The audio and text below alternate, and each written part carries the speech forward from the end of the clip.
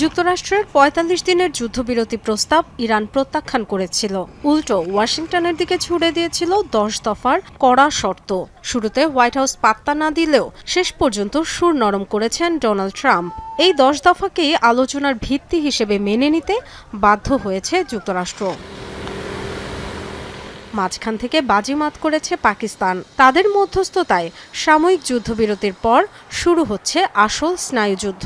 আগামী শুক্রবার ইসলামাবাদে বসছে দুই চিরশত্রুর হাই প্রোফাইল বৈঠক।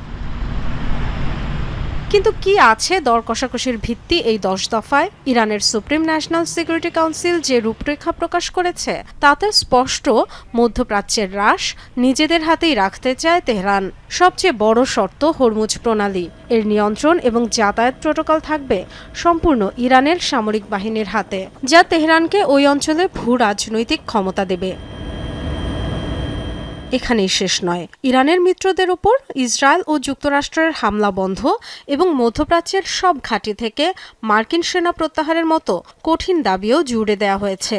সেই সাথে যুদ্ধের ক্ষতিপূরণ, সব ধরনের অর্থনৈতিক নিষেধাজ্ঞা প্রত্যাহার এবং জাতিসংঘ নিরাপত্তা পরিষদের অতীত সিদ্ধান্তগুলো বাতিলের শর্ত দিয়েছে ইরান।